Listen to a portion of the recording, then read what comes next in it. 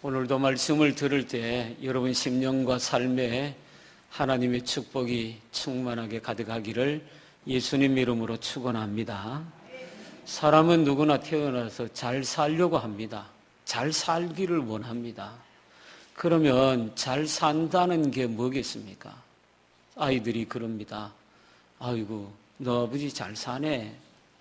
그렇게 이야기할 때 차가 좋거나 집이 좋거나 재물이 많거나 그러면은 아이들이 너 아버지 잘 산다 이렇게 이야기를 하기도 합니다. 그러나 가만히 생각해 보면 그것은 어떻게 보면 잘못된 표현입니다. 왜냐하면은 부자로 살지만 행복하지 않는 사람이 잘 사는 사람입니까? 잘 사는 사람이 아닙니다. 잘 사는 것이 무엇이겠습니까? 잘 산다는 것은 다른 의미로는 바르게 산다는 의미입니다. 바르게 살지 않고 바르게 사느냐, 바르게 살지 않느냐의 기준이 뭐겠습니까? 그러면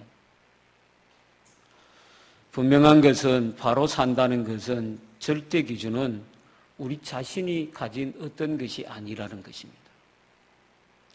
기준을 하나님의 말씀에 두어야 됩니다. 왜냐하면은 우리 인간은 하나님에 의해 창조된 피조물이기 때문입니다.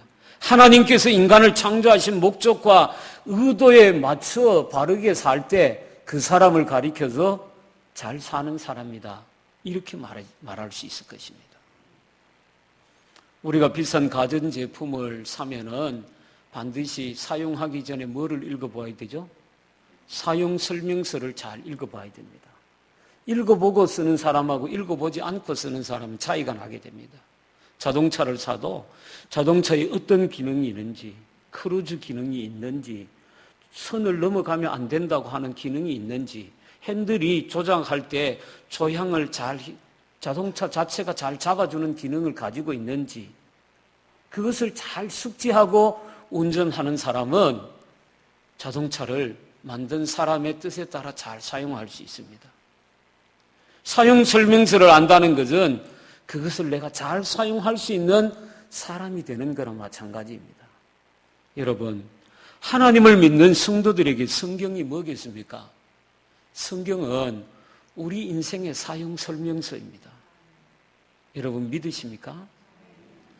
세상 어떤 제품보다 더 귀하고 존귀하게 만든 인생이라는 제품은 하나님이 우리를 창조하셨습니다. 하나님의 말씀대로 살지 않으면 우리 인간은 절대로 바르게 살 수가 없습니다. 그래서 하나님의 말씀은 우리 인생을 어떻게 고귀하고 존귀하고 아름답게 귀하게 바르게 사용할 수 있느냐 하는 것을 우리에게 가르쳐주는 것이 바로 성경 말씀입니다. 여러분의 삶이 하나님의 말씀대로 사용되어지는 복된 사람이 되기를 축원합니다. 오늘은 어버이 주일을 맞이했죠. 많은 사람들이 기독교는 오해가 뭡니까? 효에 대해서 모른다는 겁니다. 세상 사람들은 부모님이 돌아가시고 나면 제사를 지내고 기일을 지키는데 예수 믿는 사람들은 제사도 안 지니까 불효자들이다.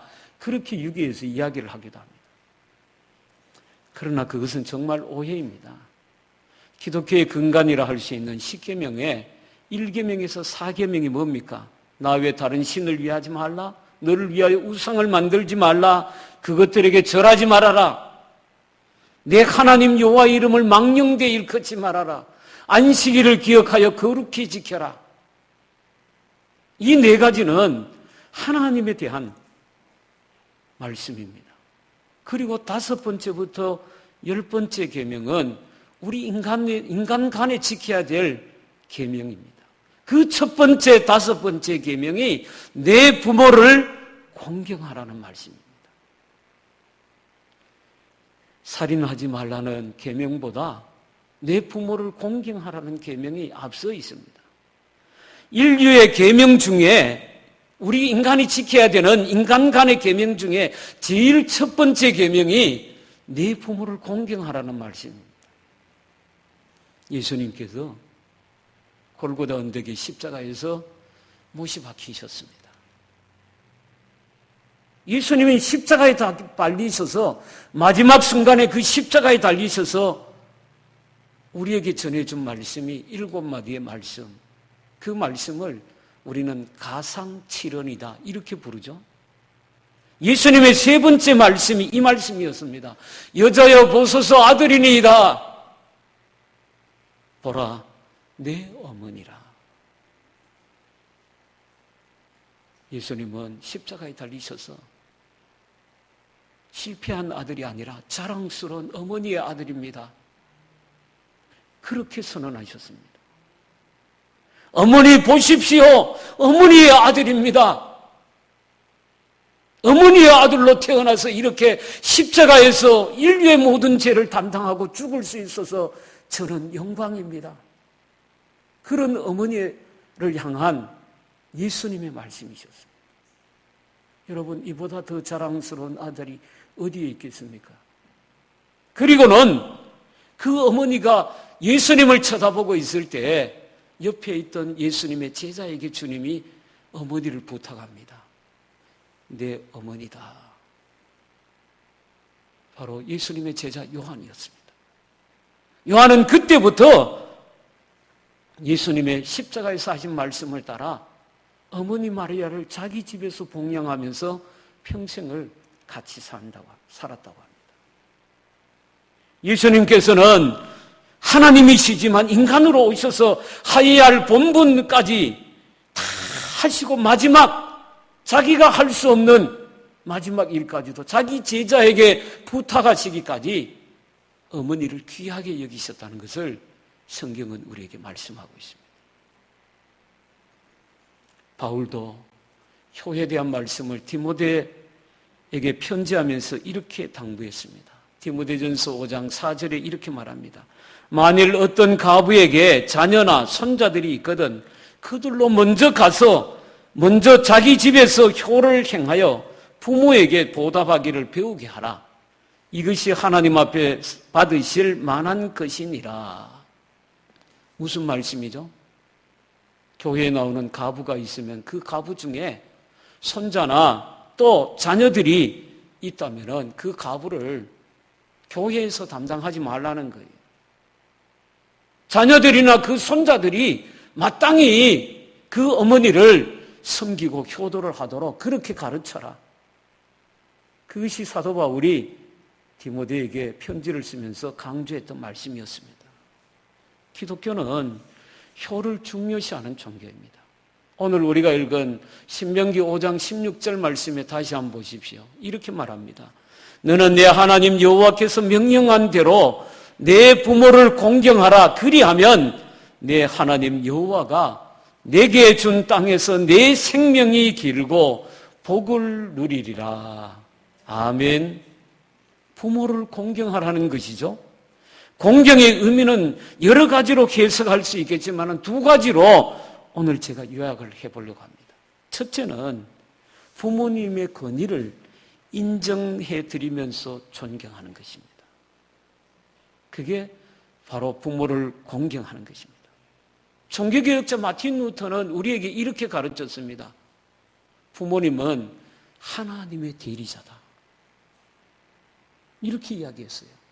자녀들 한번 따라해 보십시다. 부모님은 하나님의 대리자다.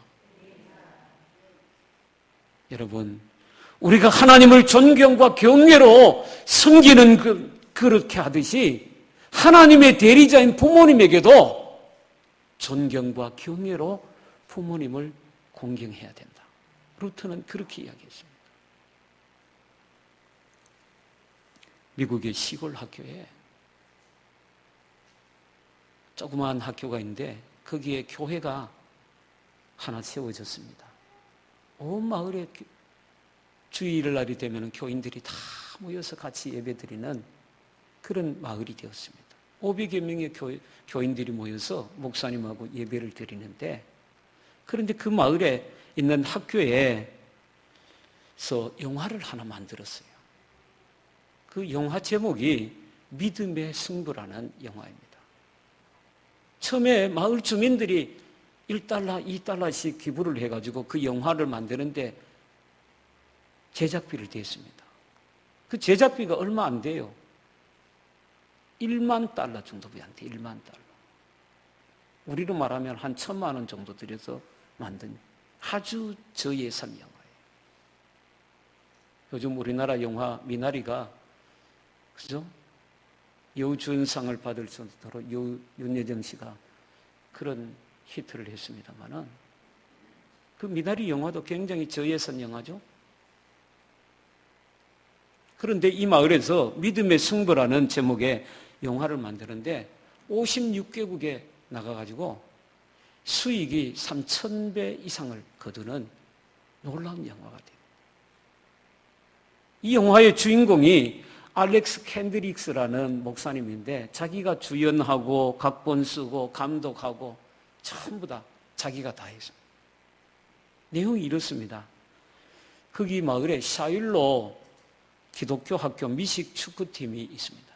샤일로라는 학교에 미식 축구팀이 있는데 이 팀에 아이들이 조금만 잘하면은 옆에 있는 아주 유능한 고등학교 감독들이 아이들을 봤다가 다 빼가가는 거예요. 그러니까 평생 꼴찌야. 샤일로 고등학교 미식 축구팀이. 그런데 감독도 이제 얼마 안 있으면 학부모들이 당신 능력 없으니까 나가라고. 그렇게 이제 통보를 받게 돼요. 그런데 이 감독이 기도를 합니다. 하나님, 제가 이제 며칠 안에 있으면 이 학교를 그만둬야 되는데 어떻게 하면 되겠습니까?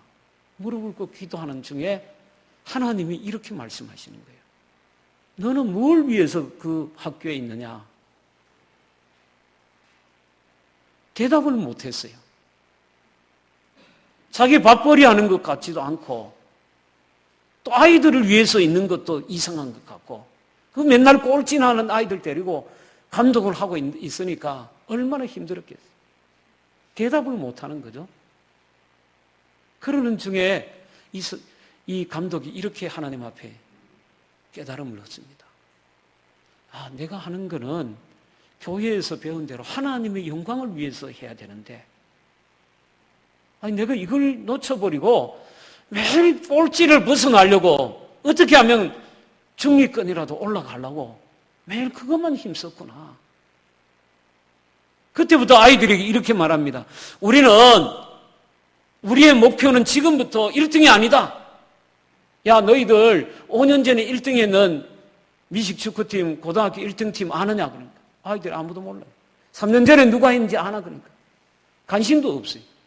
자기들은 매일 꼴찌 하니까 1등에 대해서는 관심이 없는 거예요. 지금부터는 우리는 하나님께 영광을 돌리기 위해서 우리가 존재한다. 이기든 지든 우리는 하나님께 영광만을 돌리자. 아이들이 감독이 교회 갔다 오더니 좀 이상해졌다. 그렇게 이야기합니다. 그런데 그 아이들을 위해서 사물함에 그 아이들 옷을 챙겨주고 이렇게 보조를 해주던 신실한 기독교인이 한 명이 있었는데 이분이 그 사물함을 붙잡고 아이들 이름을 하나 부르면서 기도를 해주는 분이 있었어요. 그 학교에. 감독이 우리는 하나님께 영광을 돌리기 위해서 이 미식축구팀을 운영한다. 그렇게 선언하고 이야기하면서 아이들에게 예수님을 마음속에 영접하고 예수님의 사람으로 살라고 권유를 합니다. 아이들 한 명 한 명이 정말 회개하고 아이들이 예수님을 믿는 믿음의 사람이 되어갑니다. 드디어 미국에 있는 미식축구팀 고등학교 리그가 시작되었습니다. 그런데 신기하게도 작년에 졌던 팀을 이겨요. 32강에서 이겼습니다. 16강에서 또 이겼어요. 이거 우리 팀이 아닌데 이상한데 이거. 아이들도 이상하다고 생각합니다. 마침내 이 팀이 준결승까지 갑니다. 그런데 준결승에 갔는데 그만 치고 말아요. 아이들이 풀이 다 죽어가지고 라카롬에 들어왔을 때 감독이 이렇게 이야기합니다. 너희들이 하나님의 영광을 위해서 한다고 이야기하지 않았느냐? 우리가 져도 하나님께 영광을 돌리자고 이야기하지 않았느냐? 그때 아이들이 툴썩 주저앉으면서 우리가 1등을 못 하잖아요. 우리는 졌어요. 감독은 이렇게 다시 이야기합니다. 그래도 우리가 하나님께 영광을 돌리자.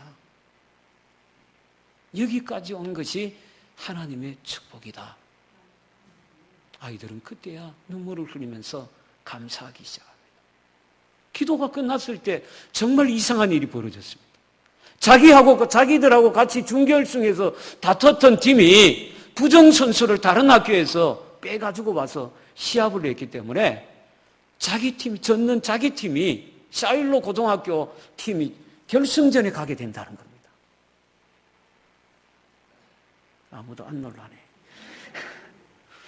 그때 감독이 이렇게 이야기합니다. 하나님에게 불가능이 없습니다.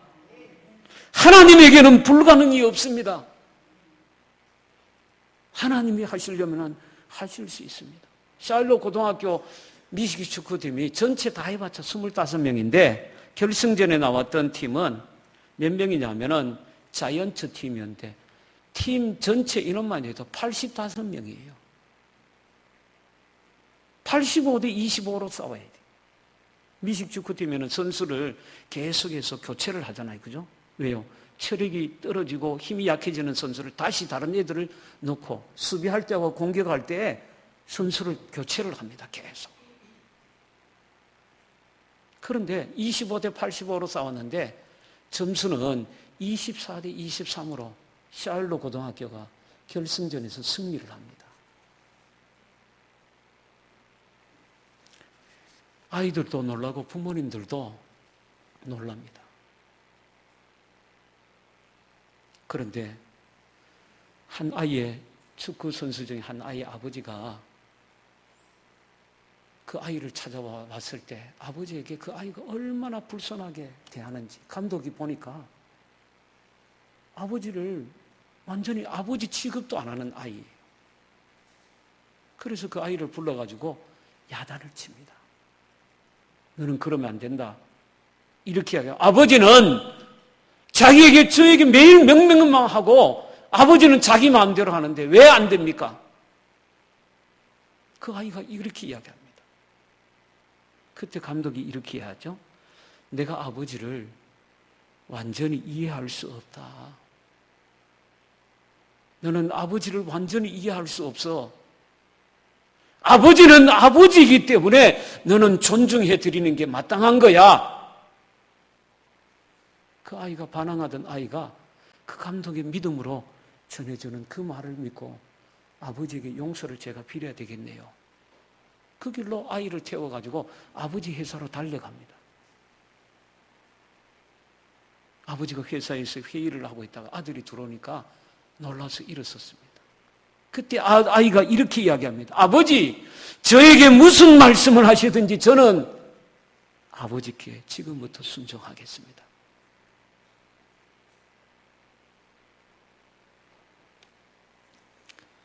아버지는 이게 무슨 일인지 어안이 벙벙해서 그 자리에 멍하니 서 있었습니다.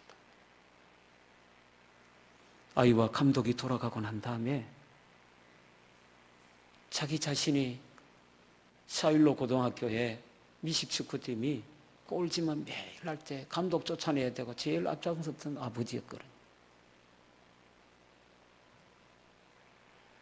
아들이 변화된 그 모습,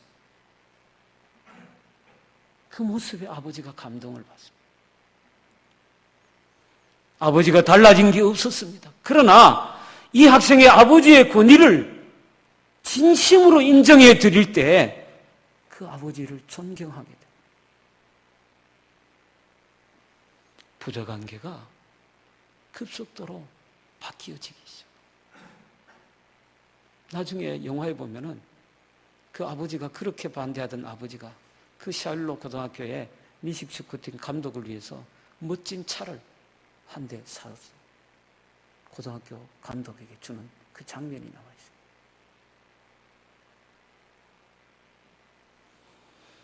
부모를 공경하라는 말씀은 이 말입니다. 부모님을 무겁게 여기라는 말입니다.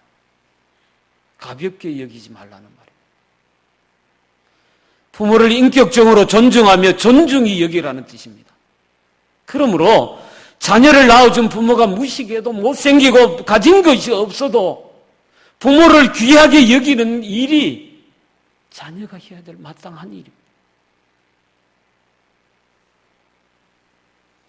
레위기 19장 32절에 보면 너는 센 머리 앞에서 일어나고 노인의 얼굴을 공경하며 내 하나님을 공경하라 이렇게 말합니다.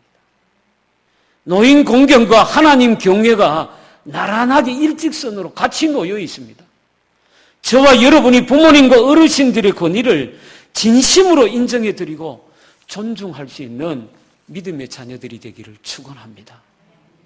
둘째는 부모님을 공경하는 것은 마땅히 순종하여야 한다는 것을 내포하고 있습니다.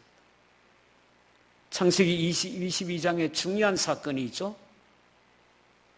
아브라함이 자기 아들 이삭을 모리아산에 올라가서 번제로 드리는 겁니다. 번제는 짐승의 배를 갈라서 내장을 꺼내고 난 다음에 완전히 그 사체를 하나님 앞에 불에 태워서 장작에 태워서 올려드리는 제사가 연기를 올려드리는 제사가 번제입니다. 그런데 하나님께서 백세에 낳은 아들 이삭을 하나님 앞에 번제로 드리라. 아브라함은 3일 길을 걸어가서 모리아산에서 이삭을 손을 묶고 난 다음에 칼을 들어서 이삭의 배를 가르려고 합니다. 그때 하나님께서 아브라함을 급하게 부르셨습니다. 아브라함아, 아브라함아! 이제야 내가 나를 경외하는 줄 알겠다.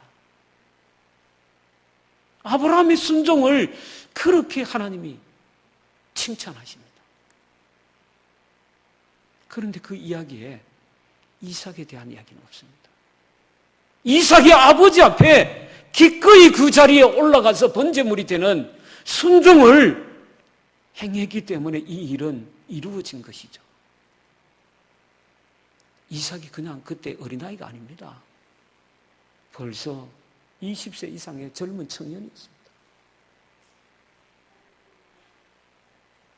그런데도 이삭은 아버지가 행하려는 그 번제 자리에 기꺼이 순종하여 그 자리에 올라갔습니다. 왜라고 생각하십니까? 어버이에게 자식이 순종하는 것은 하나님께서 보실 때 너무도 당연한 것입니다. 자녀들이 어버이에게 순종하는 것은 자랑거리가 아닙니다. 오죽 순종을 안 하면 세상에 효행상을 줍니까? 효부효녀라고 상을 주지 않습니까?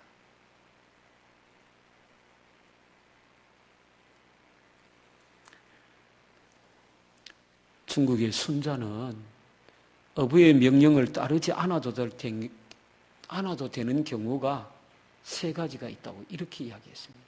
첫째는 순종하면 어버이가 위태로워지고 불순종하면은 어버이가 편안해질 때는 불순종했답니다. 두 번째는 따르면 어버이에게 너무너무 욕이 돌아가고 따르지 않으면 어버이가 영화롭게 될 때 순종 안 해도 된다. 셋째는 따르면 어버이가 금수같이 되고 따르지 않으면 어버이가 빛나게 될 때는 어버이 말씀에 순종하지 않아도 된다. 그렇게 가르쳤습니다. 부모님을 존경하는 것은 마음의 태도입니다. 부모님에게 순종하는 것은 마음이 겉으로 드러나는 행동입니다. 부모님을 공경하는 것은 마음과 행동으로 다르게 말하면 동시에 이루어져야 한다는 것이죠. 그러므로 자녀된 자들은 어찌하든지 어버이에게 순종하는 것이 마땅한 것입니다. 그것이 땅에서 잘 되고 장수하리라 약속하셨습니다. 에베소 6장 2절 3절에 내 아버지와 어머니를 공경하라. 이것이 약속 있는 첫 계명이니 이로써 내가 잘 되고 땅에서 장수하리라. 할렐루야. 여러분, 부모를 공경하는 마땅한 일인데도, 그죠? 너무너무 마땅한 일인데도 하나님이 여기에다 뭘 더해 주셨어요? 복을 더해 주셨어요. 네가 땅에서 잘 되고 내 생명이 길고 장수하게 되는 축복을 하나님이 이 명령 속에 약속으로 더해 주셨습니다. 믿음의 영웅이었던 다윗을 보십시오. 아버지 이새에게 있어서 8번째 아들이잖아요. 사무엘 선지자가 다윗의 집에 기름 부으러 왔을 때 이새의 아들들 중에 7명은 집에 있었는데 다윗은 어디에 있었죠? 아버지의 양을 치고 목동으로 들판에 있었습니다.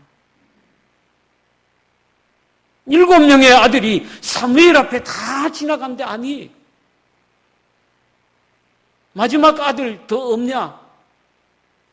하나가 있는데 들판에 지금 양치고 있습니다.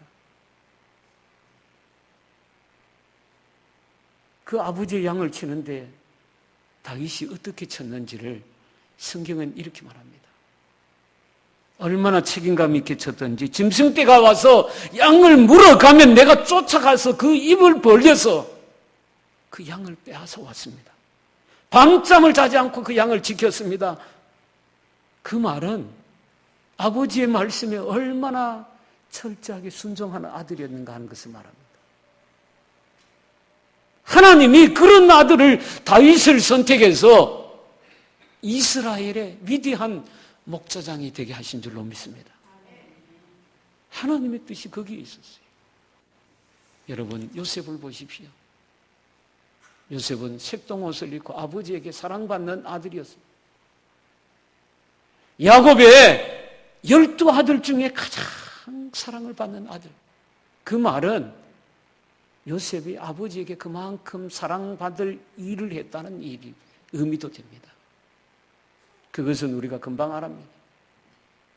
형들이 저 위에 도단까지 가서 양을 치는데 형들이 어디 있는지 위치를 잘 몰라요. 그런데도 거기까지 계속해서 아버지께서 너희 형들이 어떻게 양을 치고 이제 가보고 와라. 며칠 가보고 그냥 아이고 뭐 아버지 찾아보기 없었기다 이게 아니에요. 형들이 있는 곳까지 그 요셉이 찾아갑니다. 그런 요셉을 하나님이 사랑하셔서 애굽의 총리가 되게 하시고 이스라엘 민족을 애굽에서 큰 민족으로 자라다는 기반이 되도록 요셉을 하나님이 사용하신 줄로 믿습니다. 하나님의 역사는 효자를 통해 일어나요. 믿음의 효자들을 통해서 하나님이 역사하셨어요. 이방 여인이었던 룻을 보십시오. 자기 남편 말론이 죽고 난 다음에 소망이 없습니다. 나오미에게, 시어머니에게 어떤 아들이 하나 더 있는 게 아니었습니다.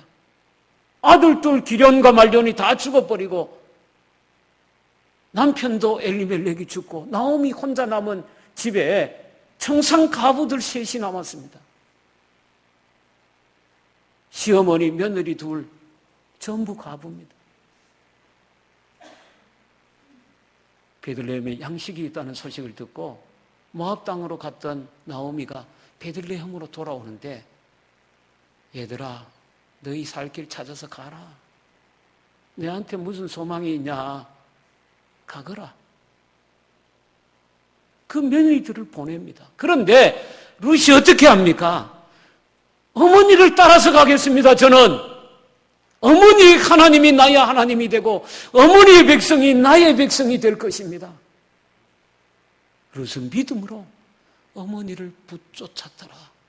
성경은 그렇게 이야기합니다.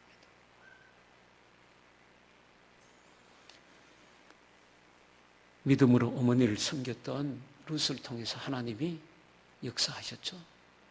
보아스를 만나게 하고 보아스를 통해서 오벳을 낳고 오벳을 통해서 이새를 낳고 이새를 통해서 다윗 왕을 낳으니라.